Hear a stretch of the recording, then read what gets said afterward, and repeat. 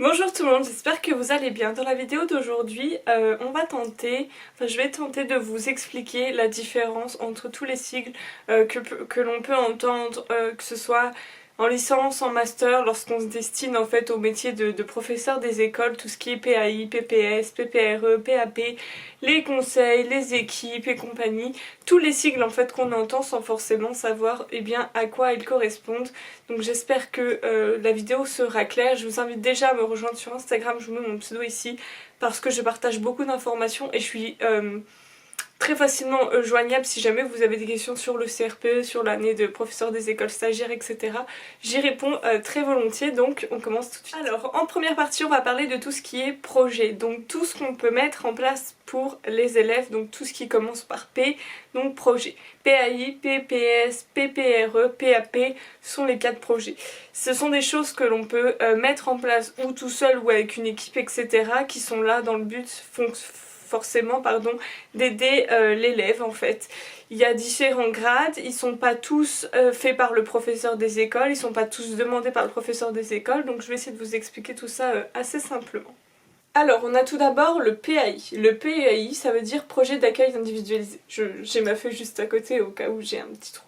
Donc ça, ce PAI, il est demandé par le médecin scolaire ou par le directeur et concerne tous les enfants et les élèves qui auraient soit des pathologies chroniques, des petits soucis de santé, etc., des intolérances, des allergies, c'est ce qu'on a beaucoup en fait dans les écoles.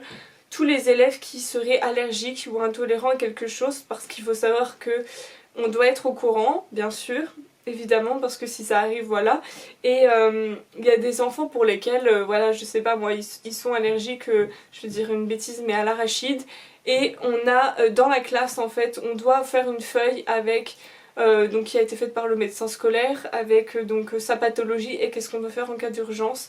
Parce que si voilà je vais même prendre un élève qui est asthmatique, un élève qui aurait des difficultés respiratoires, euh, en fait toutes ces petites choses là, même quand on sort de l'école on doit les prendre parce que imaginons il est allergique au pollen et il fait une grosse crise, etc. Il faut qu'on puisse en fait tout de suite pouvoir lui donner son traitement. Donc ça ne concerne pas les traitements très très lourds. Le professeur des écoles n'est pas du tout là pour faire infirmier en fait, même si on fait un peu infirmier de temps en temps. Il n'est pas là pour faire infirmier, donc tout ce qui est traitement lourd, ce ne sera pas fait par le prof des écoles. Mais par contre, voilà, si c'est donner un traitement en cas de crise, etc., avec une ordonnance et donc ce projet, eh bien le professeur des écoles devra en fait pouvoir gérer ça. Donc ce PAI concerne uniquement donc, tous les enfants, élèves qui auraient des problèmes de santé, on va dire, je vais pas dire petits, mais disons peu fréquents ou alors des petites maladies chroniques, mais pas un énorme truc. Par exemple, pas pour de la mucoviscidose ou des vraiment gros trucs où il y a des gros soins à faire. Ensuite, on passe au PPS qui est projet personnalisé de scolarisation. Donc là, c'est uniquement de la part de la famille qui saisit la MDPH. La MDPH, c'est la maison départementale pour les personnes porteuses de handicap, je crois, quelque chose comme ça. En fait, c'est elle qui s'occupe de prendre les élèves et c'est entre guillemets elle qui dit si l'élève est porteur de handicap ou pas. Le handicap est reconnu uniquement par la MDPH. Vous pouvez aller voir tous les médecins que vous voulez, c'est la MDPH qui va dire il est porteur de handicap, oui ou non. C'est la MDPH qui après facilite l'accès à une AVS ou à une AESH, pardon. C'est la MDPH qui au cas où va spécifier d'une utilisation d'un ordinateur ou de quelque chose comme ça, une adaptation. C'est la MDPH qui va proposer si, je sais pas moi, il doit avoir une chaise spécifique avec un dossier spécifique, une table relevée, etc. Tout ça, ça passe par la MDPH. Et donc tout ça... donc ce gros projet est suivi lors d'une équipe qu'on appelle équipe de suivi de scolarisation qui est là uniquement en fait pour évaluer et pour suivre la mise en œuvre de ce projet. Donc c'est en général une fois par an, c'est des élèves qui sont globalement suivis tout le long, dont on connaît l'existence et donc chaque année en fait en général les profs se réunissent avec donc les gens de la MDPH, etc. pour mettre en œuvre tout le protocole et voir si c'est bien respecté, etc. Donc ça je vais dire c'est les deux un peu plus sur le plan médical, un peu moins ce qu'on peut nous-mêmes gérer, etc. Et c'est ce qui est moins fréquent. Ensuite on passe aux deux autres, le PPRE, donc c'est un programme personnalisé de réussite éducative qui là cette fois-ci s'adresse à n'importe quel élève qui ne maîtriserait pas certaines compétences du socle commun de compétences, de connaissances et de culture. Je crois qu'il s'appelle comme ça. Donc c'est un programme, en fait ça va être si vous voulez comme un espèce de bilan, un petit challenge, un contrat en fait entre les parents, l'élève et le professeur des écoles pour travailler sur un court temps, sur une courte période, sur 1 ou 2 points. C'est vraiment très ponctuel, ça doit pas prendre toute une année scolaire, c'est vraiment sur des courtes périodes. Il peut être après remis, vous mettez 2 mois et après vous pouvez remettre 2 mois, mais il faut vraiment que ce soit très court et ça permet juste, si vous voulez, d'appuyer sur un point. Ça peut être par exemple, je sais que cette année on en a mis sur la connaissance des tables de multiplication, ça peut être vraiment sur des tout petits points comme ça où on va dire bon bah voilà, on va faire attention à ça, ça peut être autant sur le comportement que sur le travail scolaire, mais hop, voilà, je passe un contrat, moi je m'engage à faire ça, l'élève s'engage à faire ça, les parents s'engagent à faire ça, tout le monde signe la feuille et voilà.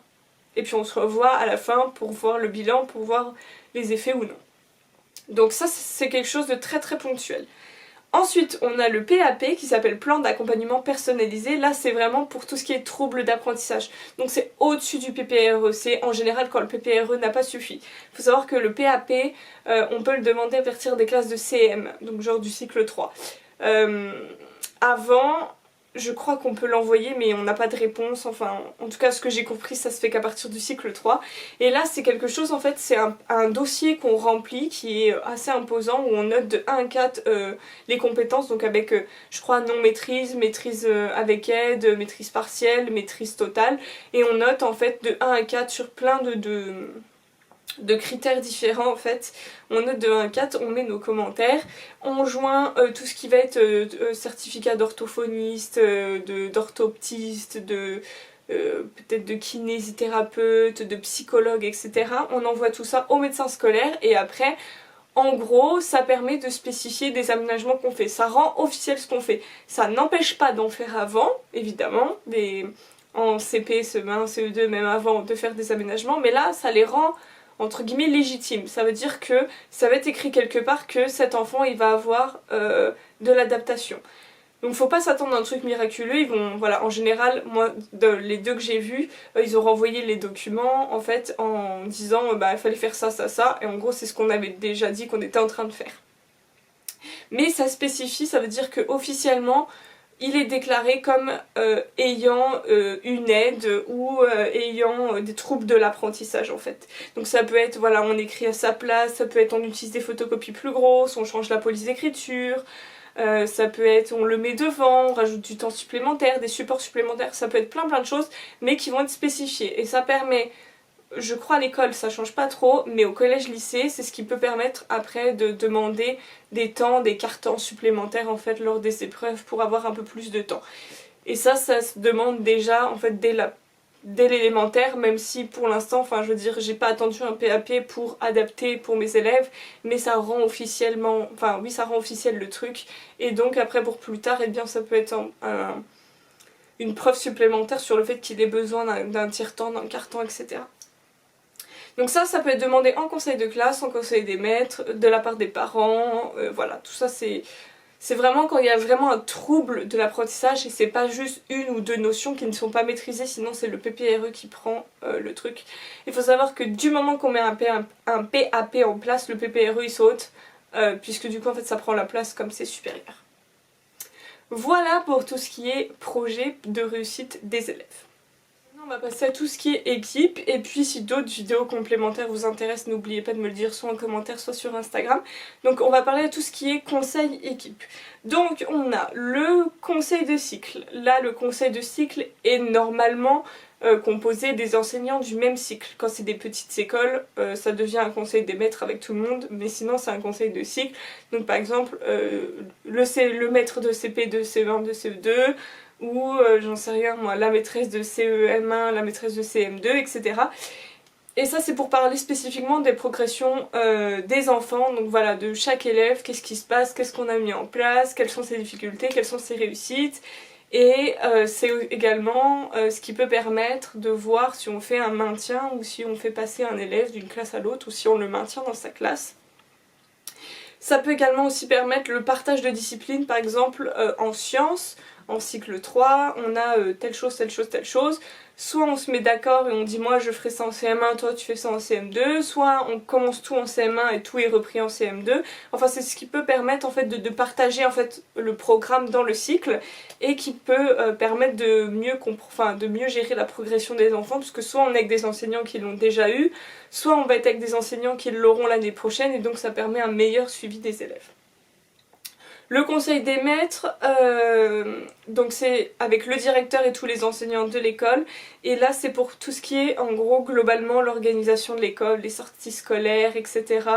Tout ce qui va être projet en fait qui concerne toute l'école, ou qui concerne une ou deux classes, ça peut être aussi une classe de découverte, etc. Mais en gros qui concerne l'école ou qui va impacter le budget de l'école et compagnie, ça c'est le conseil des maîtres. Du coup le conseil de cycle quand il y a peu d'enseignants, ils finissent souvent au conseil des maîtres où on fait les deux en fait.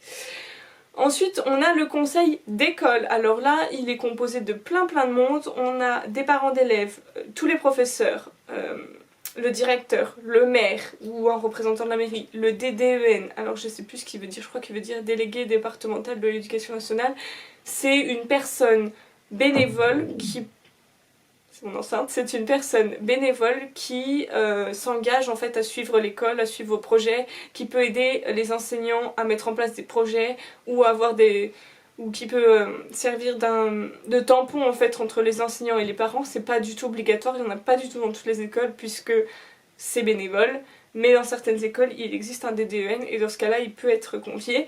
Les membres du RASED, le RASED c'est le réseau d'aide, je sais plus c'est quoi le reste des sigles, mais en gros, c'est ce qui va être les maîtres, maître G, maître E, donc ce sont les enseignants spécialisés qu'il y a de moins en moins, la psychologue scolaire, le médecin scolaire, l'infirmière scolaire et compagnie, en fait tout ce réseau qu'on a autour. Et il peut y avoir évidemment l'inspecteur en fait ou un des membres de l'IUN qui peut venir en fait et qui il n'en demande pas l'avis en fait, de droit il a le droit d'assister à un conseil d'école et le conseil d'école il est là pardon, pour tout ce qui est règlement, projet d'école, activités complémentaires, je sais pas ça peut être le soir, dans les locaux de l'école, entre midi, etc. Tout ce qui va être vraiment choses comme ça, on présente les sorties scolaires, on présente la gestion du budget, on présente, c'est là aussi on peut faire les demandes avec la mairie par exemple, voilà, nous on voudrait faire telle sortie, quel argent vous pouvez mettre à disposition par élève, etc. Tout ça, ça se fait dans le conseil d'école et il n'y a rien qui touche un ou deux élèves, ou il n'y a rien qui touche aux élèves. Je disais avant que ça coupe, ça doit rester très généraliste, c'est-à-dire qu'il ne doit pas y avoir entre guillemets de règlement de compte entre des parents d'élèves et un enseignant, ou d'explication en fait entre un élève et un enseignant, ou entre un enseignant et un parent. Ça reste vraiment très généraliste. Et le dernier conseil, c'est le conseil école-collège, donc c'est les enseignants de l'élémentaire qui sont invités à rencontrer les profs du collège pour voir un petit peu la passation, toujours dans cet esprit de cycle 3, de voir un petit peu comment on conseille de cycle en fait, qu'est-ce qu'on partage, et bien on peut savoir aussi voilà, qu'est-ce qu'on partage, qu'est-ce qu'on laisse pour la 6ème, qu'est-ce qu'on fait avant, etc.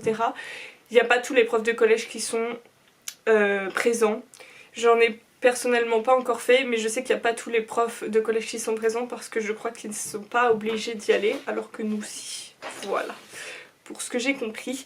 Et il reste l'équipe éducative. L'équipe éducative, en gros, on se réunit, donc les enseignants de l'élève, tous les partenaires de l'élève, donc ça va être les parents, la psy scolaire, son orthophoniste, son orthopticien, enfin tous les gens en fait qui le voient, pour qu'on puisse chacun dire ce qu'on pense en fait de l'élève, etc. Et globalement, en général, ça se fait quand on fait des PAP. Et ça permet voilà, de mettre tout à plat, de spécifier de vraiment tout ce qu'on fait, voilà, de voir si on peut pas avoir des conseils de la part du psychologue, si on peut pas avoir des conseils de la part de l'orthophoniste, ou alors que les parents se rendent compte de nous aussi ce qu'on peut faire, parce que ce qu'on fait en classe, les parents n'en ont pas forcément, n'en tiennent pas forcément compte, et ne le savent pas forcément non plus. C'est pas parce qu'on va lire un cahier du jour ou qu'on va voir un cahier de leçons qu'on sait en fait ce qui est fait en classe. Voilà, donc c'est pour spécifier de toutes les adaptations qu'on fait pour cet élève. Donc voilà pour cette vidéo, j'espère qu'elle aura été au plus clair possible, j'espère qu'elle vous aura été utile, n'hésitez pas à me dire dans les commentaires si vous voulez d'autres choses sur d'autres sujets etc. Je sais que c'est un peu flou, un peu compliqué quand on sait pas trop, on balance les sigles comme ça, MDPH, PAP, PAI et puis on est là en mode oui d'accord, on sait pas trop. Donc voilà, j'espère que cette vidéo vous aura été utile, je vous fais plein de gros bisous et je vous dis à la prochaine, ciao.